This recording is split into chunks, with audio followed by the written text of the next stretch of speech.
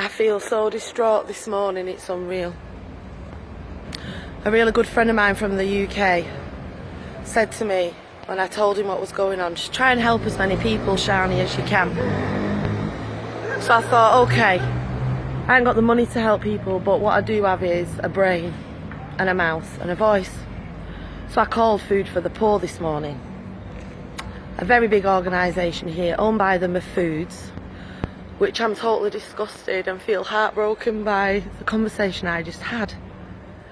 I called to tell them that people in Bull Bay are starving.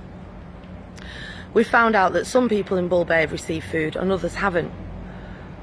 When I rang Food for the Poor this morning, I said there are people starving to death in Bull Bay. They've had no food since the weekend or water. There are children over there.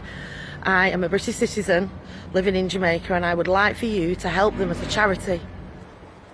I was told that the food or whatever they had was passed to the government. My response was, why have you given it to the government and not carried it out directly yourselves, because the people will not get it? The woman said, well, if people you know are in distress, tell them to write a letter. I lost it on the phone. I said, write a letter.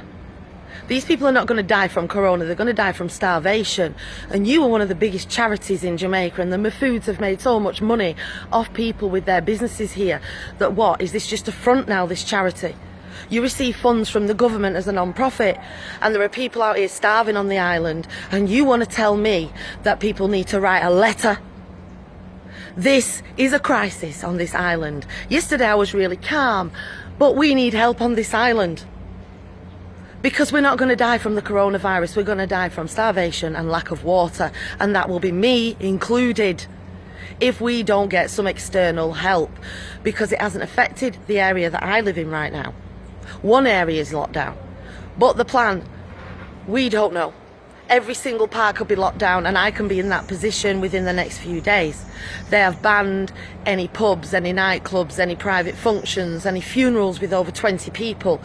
You can't even get married and have more than 20 people right now. But what is disgusting me is we have charities on this island like the Red Cross and Food for the Poor. When I actually went back to the lady at Food for the Poor and said, so you've given all your food, she actually then told me a lie and said they don't hold food on the property. I said, which is it? I said, don't worry about it, because if these people don't get fed by 6 o'clock this evening, I will go to every international media outlet worldwide, CNN, Al Jazeera, whoever I have to speak to, because I went through SARS in a Western first world country. Now I'm going through this virus in a third world country. And let me tell you, I'll be the last to be treated here. All flights grounded, everything, because I don't have the benefits, the same benefits as the locals here. But the way that the locals are being treated here is despicable. Wake up, government. Start helping people, start sending food where people are starving. You should be ashamed of yourselves. This is a beautiful, beautiful place with people. I cannot believe Food for the Poor want you to write a letter. There are no postmen on the street. How the hell are people supposed to write a letter when they're starving there and then and got kids to feed?